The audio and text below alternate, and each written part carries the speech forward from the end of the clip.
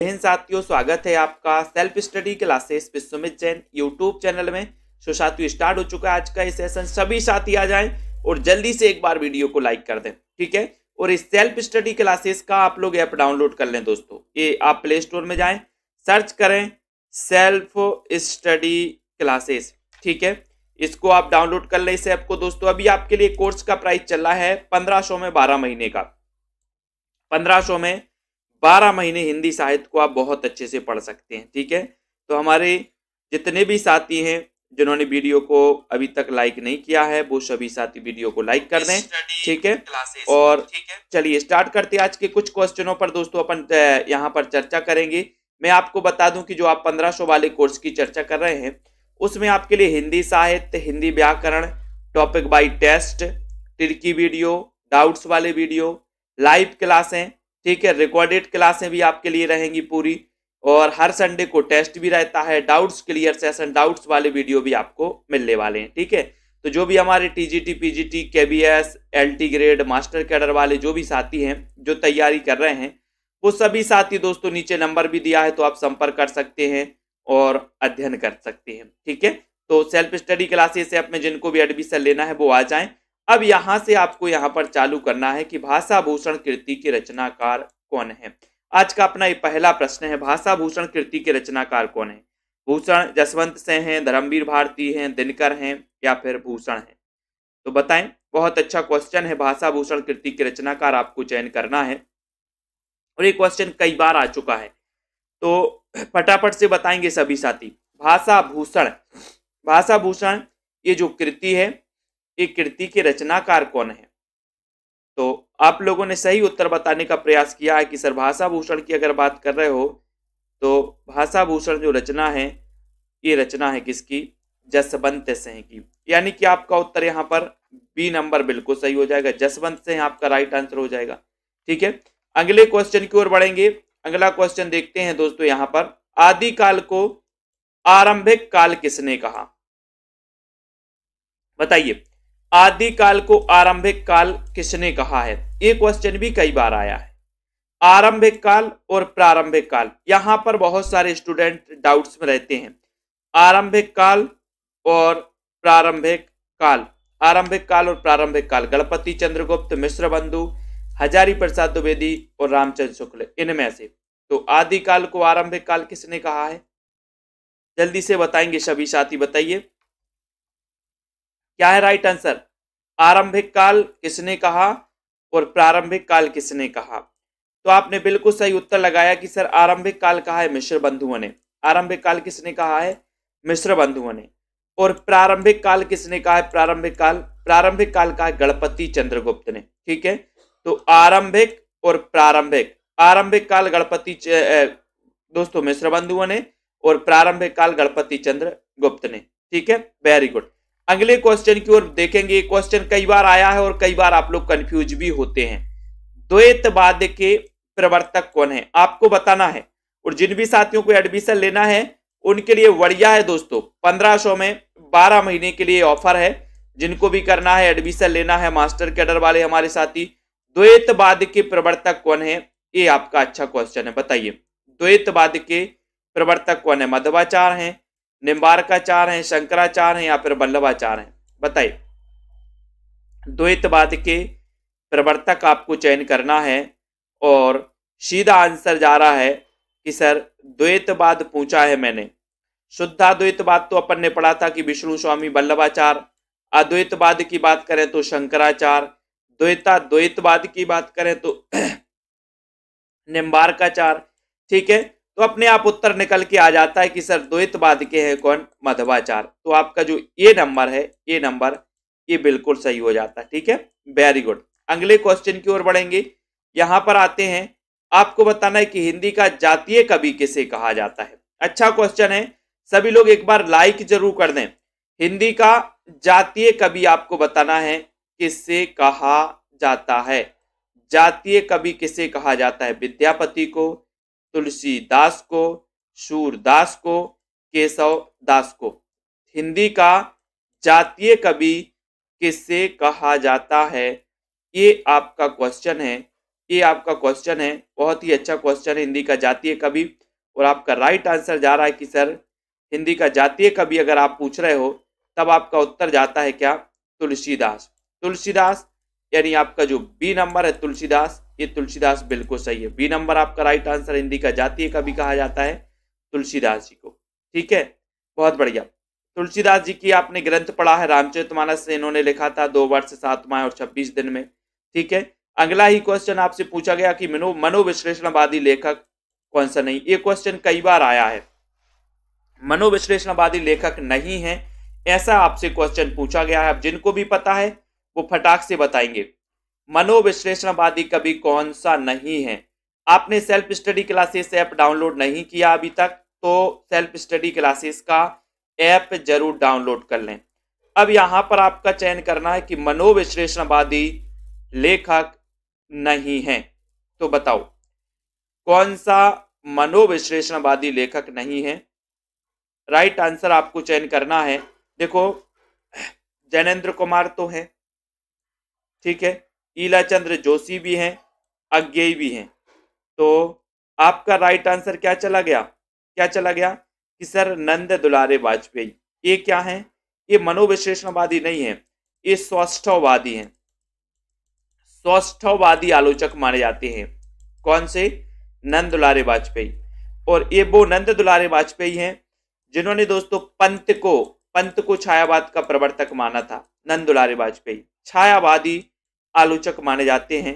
ठीक है, तो जैनेन्द्र हैं, ईलाचंद जोशी हैं, अज्ञेय हैं और डॉक्टर देवराज भी हैं, डॉक्टर देवराज भी हैं, है ना। तो ये भी अपन को याद कर लेना। अब देखते हैं, एक क्वेश्चन आपका क्लियर हो गया, वेरी गुड। अगले क्वेश्चन की ओर आते हैं। हिंदी के प्रथम आत्मकथाकार कौन है। हिंदी के प्रथम आत्मकथाकार आपको बताना है। बनारसी दास चतुर्वेदी हैं, बाबू श्याम सुंदर दास हैं, अंबिका दत्त व्यास हैं या फिर भारतेंदु जी हैं। हिंदी के प्रथम आत्मकथाकार कौन है, ये क्वेश्चन है आपका।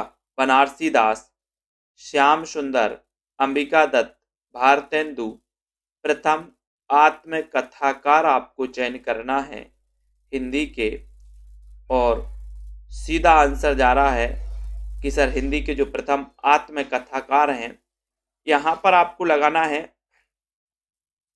तो क्या उत्तर लगाओगे। ये क्वेश्चन आया था पिछली बार पंजाब मास्टर कैडर में, सेम क्वेश्चन आया था कि हिंदी के प्रथम आत्मकथाकार कौन है। तो बहुत सारे लोगों ने ए लगा दिया है, यही डाउट्स किया था, बहुत सारे लोगों ने ए लगाया था, लेकिन ए क्या है, ए तो गलत है। बनारसी दास चतुर्वेदी तो नहीं है। आपका उत्तर यहां पर बी नंबर होता। बी जिन्होंने लगाया श्याम सुंदर दास, उनका आंसर बिल्कुल सही है। ठीक है, ये बाबू श्याम सुंदर दास, ये आपका राइट आंसर हो जाएगा। ठीक है, यहां पर इसको देख लेते एक बार। सन 1641 में बनारसी दास जैन ने ब्रजभाषा पद्य में अर्धकथानक की रचना की, जिसे हिंदी की प्राचीनतम आत्मकथा माना जाता है दोस्तों। ठीक है, अर्धकथानक का संपादन नाथूराम प्रेमी ने किया था और इसका प्रकाशन पहली बार 1943 में हिंदी ग्रंथ रत्नाकर बंबई से हुआ था। ठीक है, और 1941 में बाबू श्याम सुंदर दास कृत मेरी आत्म कहानी को हिंदी की प्रथम प्रसिद्ध आत्मकथा माना जाता है। तो आपको यहां पर श्याम सुंदर दास बिल्कुल सही हो जाएगा। ठीक है ना, इसको अपन को याद रख लेना है। तो ये सारी चीजें आपको पता होनी चाहिए कि यहां पर जो आपसे पूछा गया उसका आंसर क्या है, ये बी नंबर है। ठीक है, पिछली बार पंजाब मास्टर कैडर में ये क्वेश्चन बहुत सारे साथियों ने गलत किया था।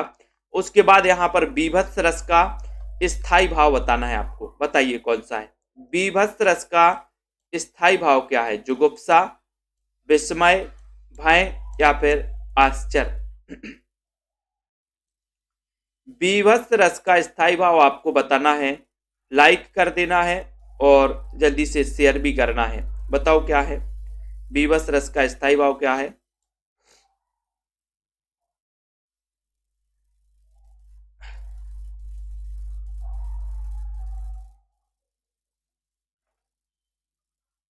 और ये क्वेश्चन बीभत्स रस का पूछा जाता है। रसों में अगर स्थायी भाव पूछा जाएगा तो सबसे पहले पूछा जाता है बीभत्स रस का स्थायी भाव।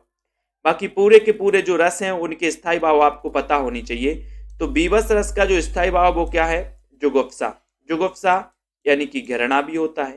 तो आपका जो ए नंबर है जुगुप्सा या घृणा वो बिल्कुल सही है। ठीक है, अगले क्वेश्चन की ओर आते हैं। ठीक है, और अद्भुत रस का स्थायी भाव क्या है? आश्चर्य या फिर विस्मय। आश्चर्य या विस्मय। ठीक है, ये अद्भुत रस का स्थायी भाव माना जाता है, आश्चर्य या विस्मय। इसको याद कर लेना। एक पति के नोट्स, एक पति के नोट्स के रचनाकार कौन है? एक पति के नोट्स इसके रचनाकार कौन है? महेंद्र भल्ला, ममता कालिया, नीलेश रघुवंशी और अज्ञे। एक पति के नोट्स बताना है आपको, एक पति के नोट्स इसके रचनाकार आपको चयन करना है। जल्दी से बताइए, बताएं और लाइक करना है दोस्तों। एक पति के नोट्स, एक पत्नी के नोट्स, ऐसे क्वेश्चन आते हैं कई बार। बताएं, एक पति के नोट्स, ये रचना आपसे पूछी गई है कि इसके रचनाकार कौन है? सभी साथी बताएंगे एक स्वर में, और जल्दी से लाइक कर दो फटाक से, और शेयर भी कर दो अपने मित्रों को। एक पति के नोट्स आपसे पूछा गया है क्वेश्चन, और सीधा आंसर जा रहा कि सर एक पति के नोट्स अगर किसी को दे दिए तो क्या पढ़ेंगे? भल्ला भल्ला पढ़ेंगे, भल्ला। तो ये महेंद्र भल्ला आपका सही हो जाएगा। ए नंबर आपका राइट आंसर हो जाएगा। ठीक है, ए नंबर। एक पति के नोट्स महेंद्र भल्ला, और एक पत्नी के नोट्स ममता कालिया। एक पत्नी के नोट्स ममता कालिया और एक पति के नोट्स भल्ला। ठीक है, तो ये याद रख लेना है। और एक कस्बे के नोट्स हैं दोस्तों, नीलेश रघुवंशी। एक कस्बे के नोट्स भी हैं। देखो यहां पर देखो, पहले से एक पति के नोट्स आपसे पूछा गया तो आपने उत्तर लगा दिया महेंद्र भल्ला, बल्ला। बोले पति के नोट्स अगर किसी को दे दिए तो बल्ला बल्ला पढ़ेंगे। ठीक है, और ममता कालिया, देखो एक पति के नोट्स अगर, पत्नी के नोट्स अगर किसी को दे दिए पति ने तो फिर कालिया बन जाएगी पत्नी, तो कालिया से क्या हो जाएगा? ममता कालिया। ठीक है, और एक कस्बे के नोट्स किसके हैं? नीलेश रघुवंशी। एक कस्बे के नोट्स नीलेश रघुवंशी। ठीक है, उसके बाद यहां पर आते हैं अगले क्वेश्चन की ओर जाते। पंच परमेश्वर कहानी के लेखक कौन है? पंच परमेश्वर कहानी के लेखक कौन है ये बताना है। प्रेमचंद हैं, रांगे राघव हैं, सुदर्शन है, राजेश जोशी है। बताओ पंच परमेश्वर कहानी ये किसकी है?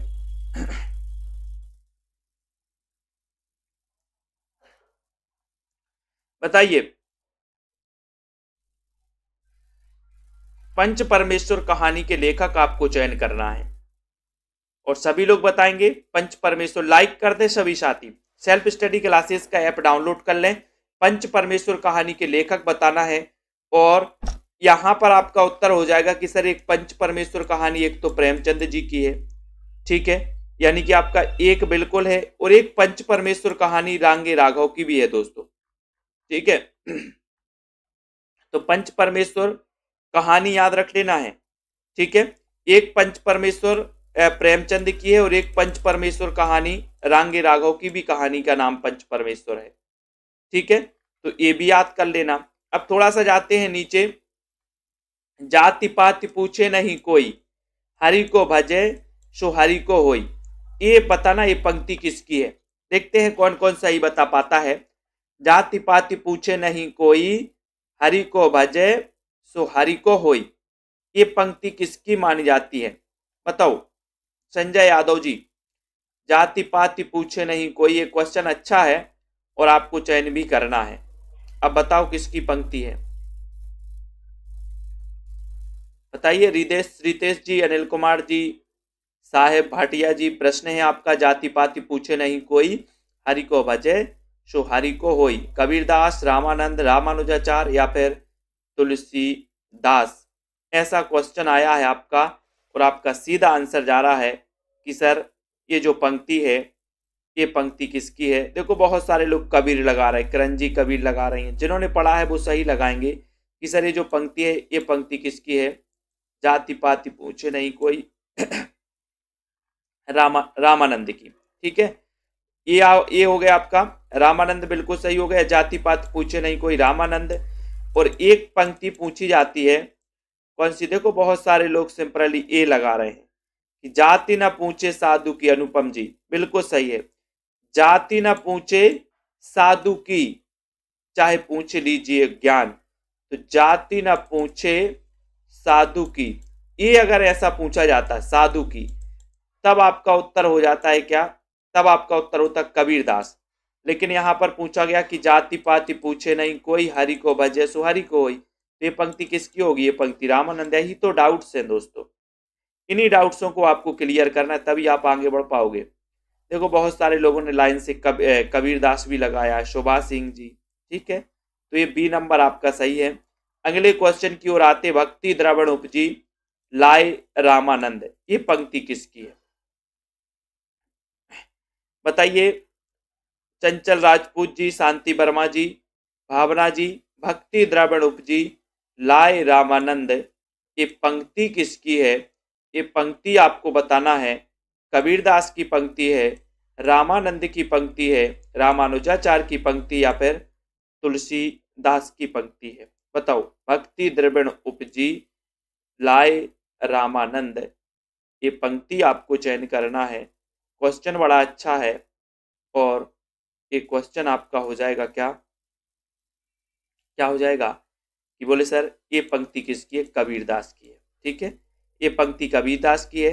रामानंद इनके गुरु का नाम था, कबीर के गुरु का नाम क्या था, रामानंद। मुस्लिमों के अनुसार कबीर के गुरु का नाम क्या था, शेख तकी, ठीक है, मुस्लिमों के अनुसार मुस्लिमों के अनुसार कबीर के गुरु का नाम था शेख तकी। और दोस्तों वैसे जो कबीर के गुरु का नाम था वो क्या था, रामानंद, ठीक है, बहुत बढ़िया, अच्छा क्वेश्चन बताया आप लोगों ने। अगला क्वेश्चन देख लेते, नई कविता के प्रतिमान, नई कविता के प्रतिमान इसके लेखक कौन है बताइए। नई कविता के प्रतिमान इसके लेखक कौन है, नामवार से हैं, लक्ष्मीकांत वर्मा है, जैनेन्द्र है, या फिर नागेंद्र है, बताओ।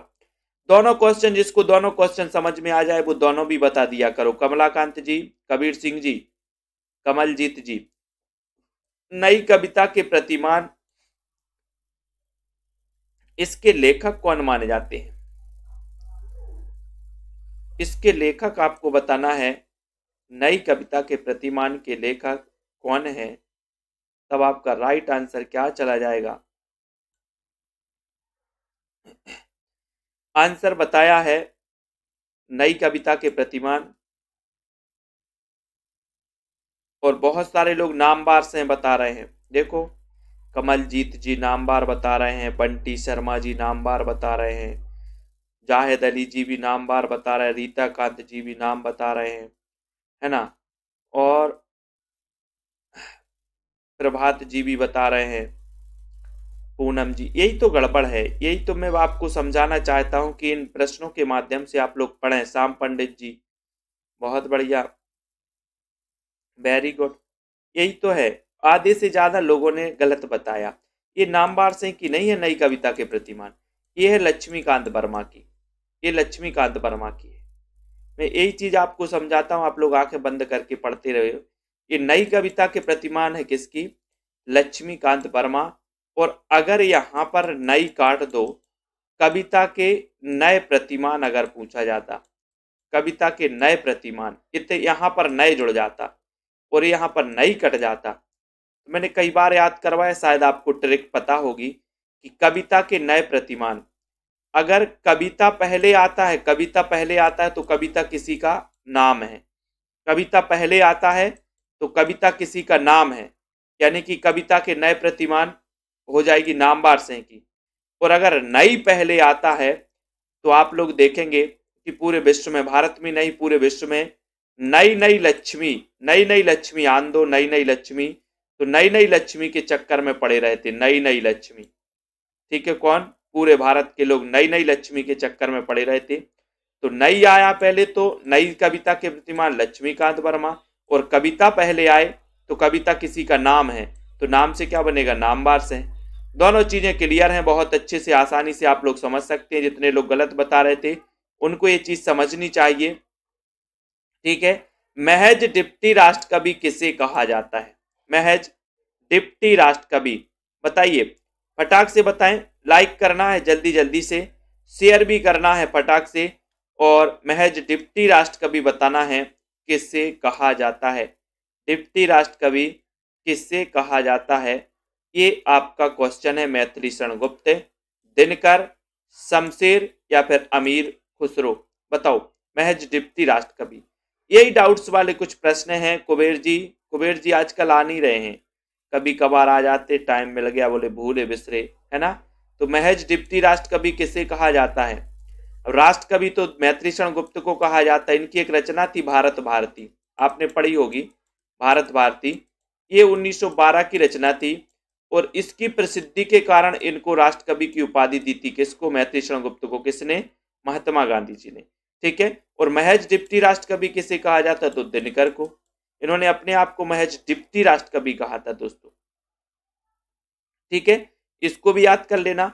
अब देखते हैं अगले क्वेश्चन को, देखते हैं अगले क्वेश्चन को पढ़ना। हार की जीत कहानी के रचनाकार कौन है। हार की जीत बताना है, बताइए, सभी लोग बताएंगे। साहिबुद्दीन जी मंसूरी, हार की जीत, ये कहानी कई बार पूछी जाती है। इस कहानी के रचनाकार कौन है। अब यहां पर भी गाड़ी अटक जाती, क्योंकि आपने केवल एक चीज पढ़ी है, एक चीज पढ़ी है कि हार की जीत कहानी सुदर्शन की है, लेकिन आपको एक चीज और पढ़नी है आज। देखो, आप बताओगे क्या, सुदर्शन, हार की जीत सुदर्शन, लेकिन एक हार की जीत एक और कहानी है, वो बताइए तीन में से वो किसकी है। तो यहां पर एक चीज आपको समझनी है, लाइन से बताओगे आप लोग सुदर्शन, क्योंकि हार की जीत आपने पहले पढ़ा है।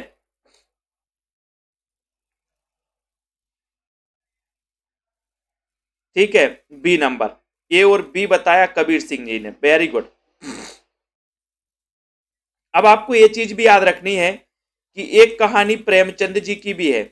एक कहानी किसकी है, प्रेमचंद जी की भी है, हार की जीत, और एक कहानी सुदर्शन जी की भी है। इन दोनों की है। अगर ऐसा क्वेश्चन आता है तो इन दोनों में से आप किसी को भी टिक लगाओगे, सही माना जाएगा आपका, ठीक है। लेकिन ऐसा क्वेश्चन नहीं आता, केवल समझाने के लिए क्वेश्चन रखा है कि जो हार की जीत कहानी है, ये कहानी प्रेमचंद की भी है, ये कहानी सुदर्शन की भी है, दोनों की है, ठीक है। अगले क्वेश्चन की ओर जाते हैं। अगला क्वेश्चन देखते हैं यहां पर, पूस की रात कहानी के रचनाकार कौन है। ये पूस की रात बताना है, बताओ, फटाक से बताएंगे सभी लोग, और शेयर भी कर देना सभी साथी, लाइक भी करना अपने मित्रों को। और हार की जीत के बारे में आपको चयन करना है, बताइए, पूस की रात कहानी के रचनाकार कौन है, ये आपको बताना है। बताओ कमलाकांत जी, पूस की रात। अब पूस की रात सभी लोगों को पता है कि सर ये प्रेमचंद की है, ठीक है। लेकिन दोस्तों इसमें आपको एक भी याद रख लेना है कि एक पूस की रात जो है, एक पूस की रात बादशाह हुसैन रिजवी की भी कहानी है। यानी कि पूस की रात दोनों की है, प्रेमचंद की भी कहानी है और बादशाह हुसैन रिजवी की है। ऐसे ही प्रश्न आपको डाउट्स में डाल देते हैं और आप कभी कभी गलत कराते हो, ठीक है। तो पूस की रात कहानी के रचनाकार कौन है, तब आपका उत्तर हो जाएगा बादशाह हुसैन रिजवी और प्रेमचंद, दोनों की कहानी है। दोनों आपको याद रख लेना। पूस की रात, ज्यादा आपको पूस की रात पता प्रेमचंद है, लेकिन आज पता चल गया कि सर बादशाह हुसैन रिजवी की भी एक कहानी है जो पूस की रात जिसका नाम है, ठीक है। बहुत बढ़िया। अगला देखते हैं। अगला क्वेश्चन आएगा आपका, तेरी मेरी उसकी बात, इसके रचनाकार कौन है। अच्छा क्वेश्चन है, कई बार आपने पढ़ा है, जल्दी से बताएं। लाइक करना है सभी साथियों को, शेयर भी कर देना अपने मित्रों को। बहुत बढ़िया।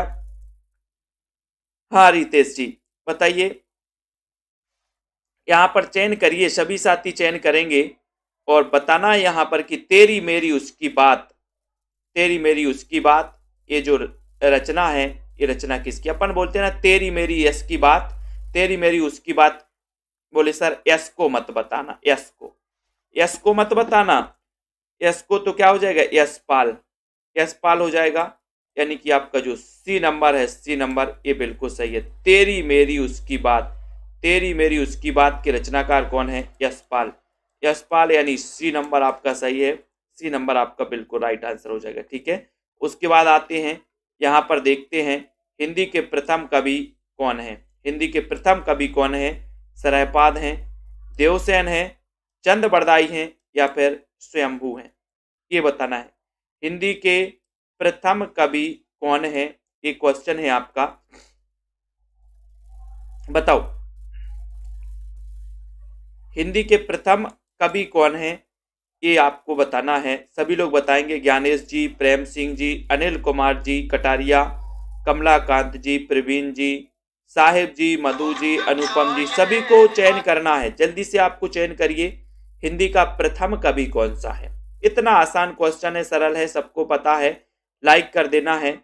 और यहाँ पर अपन ने देखा है कि सर हिंदी के प्रथम कवि की बात करोगे तो राहुल सांकृत्यायन ने हिंदी का प्रथम कवि माना किसको? सरहपाद को। ठीक है, हिंदी की प्रथम रचना कौन सी है? तो हिंदी की प्रथम रचना मानी जाती है श्राप का चार। ठीक है, श्राप का चार दोस्तों ये जैन ग्रंथ है, आचार्य देवसेन द्वारा ये रचित है। ठीक है, 933 ईस्वी में ये रचित है। ठीक है, और ये हिंदी की प्रथम रचना मानी जाती है। कौन सी? श्राप का चार, जिसके रचनाकार कौन है? देवसेन। अब हिंदी के प्रथम महाकवि कौन है? तो हिंदी के प्रथम महाकवि चंद्रवरदाई हैं। अगर आपसे पूछा जाए कि हिंदी के प्रथम कवि कौन है तो सरहपाद, हिंदी के प्रथम महाकवि कौन है तो महाकवि में चंद्रवरदाई आ जाएंगे, क्योंकि इन्होंने सबसे पहले हिंदी का प्रथम महाकाव्य लिखा था। ठीक है, स्वयंभू को हिंदी का प्रथम कवि किसने माना? राम कुमार वर्मा ने। जबकि आपको पता है स्वयंभू अपभ्रंश के प्रथम महाकवि हैं, अपभ्रंश के प्रथम महाकवि हैं, ये भी याद रख लेना। स्वयंभू ने पता है पयोमचर्यु लिखा था, पयोमचर्यु लिखा था जिसमें 83 संधियां थी। इनके पुत्र ने 7 संधियां और जोड़ी, इसको पूर्ण किया, तो कुल मिला के इसमें 90 संधियां और 5 कांड। ठीक है, किसमें? पयोमचर्यु में। ठीक है, ये स्वयंभू, और इस पयोमचर्यु को क्या कहा जाता है? जैनी रामायण कहा जाता है पयोमचर्यु को। ठीक है, ये अपभ्रंश के, याद रख लेना, ये अपभ्रंश के प्रथम महाकवि माने जाते हैं। कौन? स्वयंभू जी। ठीक है, अगला क्वेश्चन देख लेते हैं। अगला क्वेश्चन है आपका कि बिहारी और देव के रचनाकार कौन है? अनिल कुमार जी, बताइए। ठीक है, पहले से अच्छा है ना। अब आपको बताना बिहारी और देव के रचनाकार कौन है, ये चयन करना है। भगवान दीन है, कृष्ण बिहारी हैं, प्रताप नारायण मिश्र हैं, या फिर हरिऔध हैं। बिहारी और देव, कबीर सिंह जी, दीपक कुमार जी, जल्दी से बताइए। कमलाकांत जी, बिहारी और देव के रचनाकार कौन है, ये आपका क्वेश्चन है। बहुत ही अच्छा क्वेश्चन है, सभी लोगों को लाइक करना है और अपने मित्रों तक शेयर भी कर देना है। ठीक है, बिहारी और देव के जो रचनाकार हैं वो कौन है, ये आपको चयन करना है। तो फटाक से आंसर बताएंगे सभी लोग, और आपका राइट आंसर है कि सर बिहारी और देव ये क्या है? भगवान है। तो भगवान से क्या हो जाएगा? भगवान दीन। भगवान से क्या हो जाएगा? भगवान दीन। बिहारी और देव के रचनाकार कौन है? तो भगवान दीन। ये नंबर आपका बिल्कुल सही है, भगवान दीन आपका राइट आंसर है। ठीक है, नेक्स्ट प्रश्न की ओर जाते हैं। अगला क्वेश्चन देखते हैं यहां पर, त्रिलोचन का वास्तविक नाम क्या है? त्रिलोचन का वास्तविक नाम बताना है, बताइए।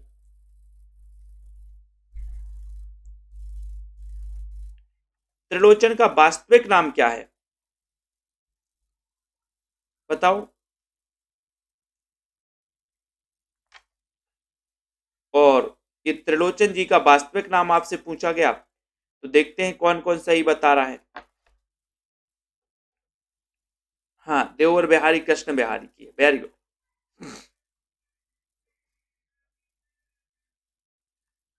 और बहुत सारे लोग इसको गलत करेंगे, लेकिन अच्छी बात है। जैसे सुमन जी ने गलत कर दिया है, पुष्पा जी ने गलत कर दिया है, वीनू जी ने गलत कर दिया, बहुत बढ़िया। और देखो सुधा तिवारी जी ने गलत कर दिया, जॉनी जी ने, बहुत बढ़िया। गीता जी ये बता रही हैं, मनोज जी भी, कुबेर माझी जी भी ये बता रहे हैं, बहुत बढ़िया माझी जी।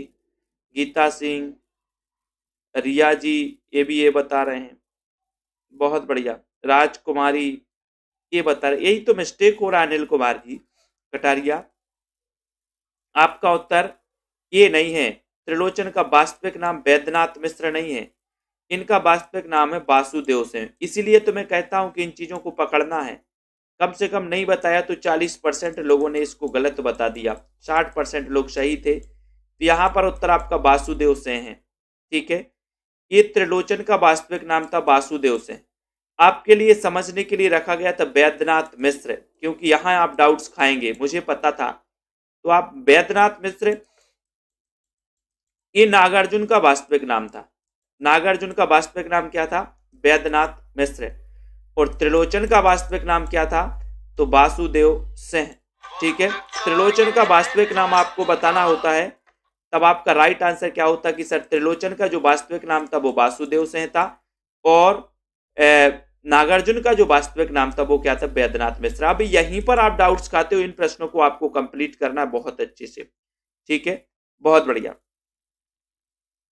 हाँ, जो गलत बताते उन्हीं का नाम लेते हैं, गलत वालों को सही रास्ते पर लाना ना, सही वाले तो बहुत हैं। त्रिलोचन का हो गया। उसके बाद यहां पर आते हैं अगला, देखो प्राकृत पेंगलम ग्रंथ के रचनाकार कौन है?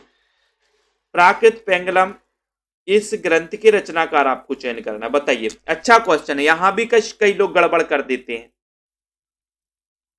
बताओ, फटाक से बताना है। रिंकू राय जी, क्या नेगेटिव हो रहा है आपका? बताइए जल्दी से। प्राकृत पेंगलम ग्रंथ के रचनाकार कौन है, ये आपको बताना है। लक्ष्मीधर, बंशीधर, स्वयंभू या फिर रोड़ा कवि? बताओ। इसको भी बहुत सारे लोग गड़बड़ कर देते हैं कभी कभी, लेकिन आपको ये चीज याद रख लेनी है कि सर ये जो प्राकृत पेंगलम ग्रंथ है ये लक्ष्मीधर का है। किसका है? देखो डी बता रहे हैं राकेश जी, बहुत बढ़िया। कुछ लोग बी बता रहे हैं, यही तो गड़बड़ होता है। यहां पर देखो, ये लक्ष्मीधर, प्राकृत पेंगलम ग्रंथ के रचनाकार कौन है? लक्ष्मीधर। और ये प्राकृत पेंगलम की टीका लिखी थी किसने? बंशीधर ने। प्राकृत पेंगलम की टीका किसने लिखी थी? बंशीधर ने। प्राकृत पेंगलम ग्रंथ के रचनाकार कौन है? लक्ष्मीधर।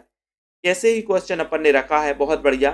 ठीक है, और इन डाउट्स वाले प्रश्नों से कुछ आपको सीखना है, इनको अलग करना है। ठीक है, अब यहां पर आते प्रेमचंद जी का अपूर्ण उपन्यास कौन सा है? अपूर्ण उपन्यास कौन सा है प्रेमचंद जी का? बताओ। मंगलसूत्र है, गोदान है, कर्मभूमि है, सेवा सदन है, ऐसा भी क्वेश्चन आता है आपके उसमें। तो प्रेमचंद जी का अपूर्ण उपन्यास आपको चयन करना है।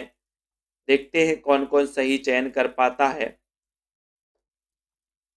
और लगभग सभी लोग चयन करेंगे, क्योंकि सभी से बनता है कि सर प्रेमचंद जी का अपूर्ण उपन्यास है कौन सा? मंगलसूत्र। मंगलसूत्र ये अपूर्ण उपन्यास है, यानी कि आपका जो ये नंबर है, ये नंबर बिल्कुल राइट आंसर है। ठीक है, ये आपका बिल्कुल सही है। अगले क्वेश्चन की ओर जाते हैं। अगला क्वेश्चन है कि जयशंकर प्रसाद का अपूर्ण उपन्यास कौन सा है? बहुत अच्छा क्वेश्चन, बताइए राकेश सिंह जी राजपूत। जयशंकर जी का अपूर्ण उपन्यास आपको चयन करना है। इरावती है, कंकाल है, तितली है, या फिर इनमें से कोई नहीं है?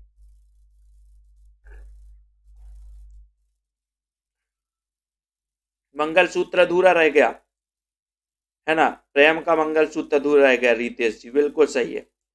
ठीक है, अब यहां पर आपने उत्तर बताया अनुपम जी, वेरी गुड, कि सर इनका इरावती जो है, इरावती ये क्या है? अपूर्ण उपन्यास माना जाता है। ठीक है, तो आपका जो एक नंबर है, एक नंबर, थोड़ा सा स्वास्थ्य ठीक नहीं चल रहा इसलिए क्लास नहीं आई थी। इरावती, बाकी प्रीमियर क्लास आती है, प्रीमियर क्लास तो आपकी हर रोज आती है। और जो इरावती है ये ऐतिहासिक उपन्यास भी माना जाता है, ऐतिहासिक अपूर्ण उपन्यास है। ठीक है, भूतनाथ किसका अपूर्ण उपन्यास? इनमें से क्वेश्चन आते ही हैं, सभी लोगों को ये पढ़ने हैं। भूतनाथ किसका अपूर्ण उपन्यास है? आपको चयन करना है। देवकीनंदन खत्री का, दुर्गा प्रसाद खत्री का, गोपाल राम गहमरी का, इनमें से कोई नहीं? बताओ जल्दी से।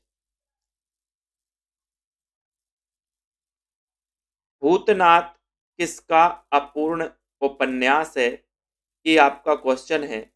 लाइक करना है, शेयर भी कर देना है अपने मित्रों को। और ये किसका अपूर्ण उपन्यास है, ऐसा क्वेश्चन आपसे पूछा गया है, और आपका राइट क्या हो जाएगा? देवकीनंदन खत्री का है क्या? वेरी गुड, ये देवकीनंदन खत्री का है। और इसको पूर्ण किया था किसने? इनके पुत्र दुर्गा प्रसाद खत्री ने। ठीक है, तो ये भूतनाथ किसका पूर्ण उपन्यास, अगर क्वेश्चन ऐसा पूछा गया तो आप ये नंबर ही लगा देना। ठीक है, और ये दुर्गा प्रसाद जो खत्री है, इन्होंने इसको पूर्ण किया था, दुर्गा प्रसाद ने। ये जासूसी उपन्यासकार माने जाते हैं, कौन? गोपाल राम गहमरी। अब अगला क्वेश्चन देख लेते हैं। अगला क्वेश्चन आपको बताना है यहाँ पर कि निराला के अपूर्ण उपन्यास का नाम क्या है? निराला के बताना है। केवल कृष्ण जी बताइए, रोशनी जी, गीता जी, राजकुमारी जी, निराला के अपूर्ण उपन्यास कौन सा है? ये आपको बताना है। काले कारनामे, चमेली, इंदुलेखा या फिर उपर्युक्त सभी। निराला के अपूर्ण उपन्यास, निराला का पूर्ण उपन्यास कौन सा है? एक क्वेश्चन है। लाइक कर देना है, अपने मित्रों को शेयर भी करना है। और यहाँ पर निराला की बात आई है तो निराला का उत्तर क्या हो जाएगा? बताओ, काले कारनामे, चमेली या फिर इंदुलेखा या सभी? देखते हैं कौन कौन सही बता रहा है। और आपका राइट आंसर है कि सर काले कारनामे भी है, चमेली भी है, इंदुलेखा भी। ठीक है, ये याद रख लेना। ये सभी क्या है? निराले हैं। बोले सर काले कारनामे निराले व्यक्ति करते हैं। चमेली तो निराली होगी, चंपा चमेली निराली। इंदुलेखा, ये सभी जो है निराला के अपूर्ण उपन्यास माने जाते हैं। इनको आपको बहुत अच्छे से पढ़ना है। ठीक है, जयशंकर प्रसाद का तो इरावती था, निराला ने बहुत सारे अपूर्ण लिखे हैं। कंसबद्ध, ये किसकी अपूर्ण रचना है? कंसबद्ध, बताओ कंसबद्ध एक किसकी अपूर्ण रचना मानी जाती है? ये क्वेश्चन पूछा गया। अपूर्ण रचना है अनिल कुमार जी कंसबद्ध, और ये किसकी मानी जाती है? कमलाकांत जी बताइए, प्रेमांशु चौधरी।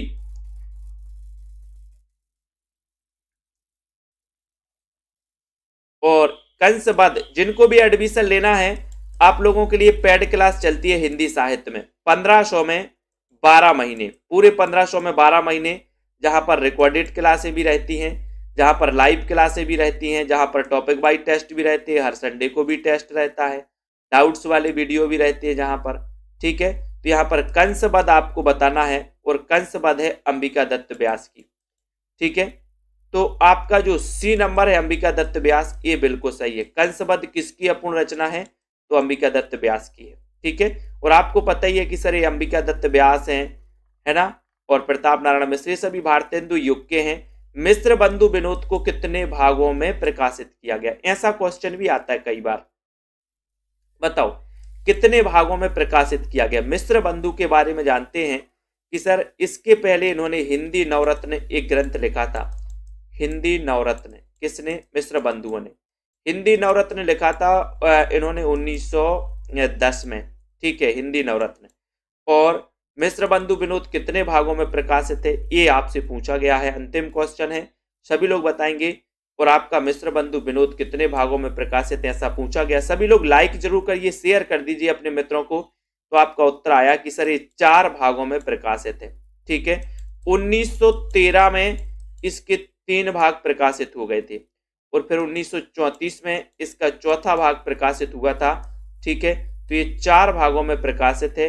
और इस मिश्र बंधु विनोद में हिंदी साहित्य को 5 कालखंडों में बांटा है दोस्तों, 5 कालखंडों में इसमें बांटा गया। ठीक है, वेरी गुड। इसके पहले हिंदी नवरत्न की रचना की थी 1910 में मिश्र बंधुओं ने। ठीक है, और मिश्र बंधुओं ने हिंदी साहित्य के आदि काल को आरंभिक काल कहा था। इतना अगर आपने पढ़ लिया है ना, तो आपका एक क्वेश्चन यहां से बन ही जाता है एग्जाम में कि आरंभिक काल किसने कहा। मिश्र बंधु विनोद में हिंदी साहित्य के इतिहास को कितने कालखंडों में बांटा गया? तो 5 कालखंडों में। मिश्र बंधु विनोद कितने भागों में प्रकाशित है? 3 भाग, 1913 में, चौथा 1934 में। अब एक क्वेश्चन डायरेक्टली पूछा जाता है कि मिश्र बंधु का 4था भाग कब प्रकाशित हुआ? तो 1934 में हुआ। ठीक है, ये भी पिछली बार हिंदी नवरत्न पूछा गया था पंजाब मास्टर कैडर में कि हिंदी नवरत्न का रचना काल क्या है? तो रचना काल 1910 है इसका रचना काल। ठीक है, तो ऐसे क्वेश्चन कई बार आते हैं। अब जिन भी साथियों को दोस्तों एडमिशन लेना है, तो ये एडमिशन ले सकते हैं 1500 में 12 महीने के लिए। बहुत ही अच्छी ट्रिक से अध्ययन होगा। डाउट्स वाले प्रश्न भी आपके डाउट जितने हैं वो भी बहुत अच्छे क्लियर होते जाएंगे। ठीक है, और हिंदी साहित्य इसमें जो 1500 वाला कोर्स है, इसमें क्या क्या आपके लिए मिलेगा?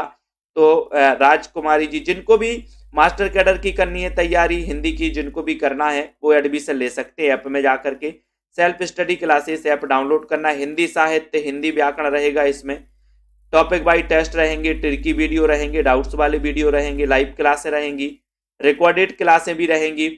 एवरी संडे यानी कि हर संडे को दोस्तों टेस्ट होगा और डाउट्स क्लियर सेशन भी आपके इसी प्रकार के होते हैं।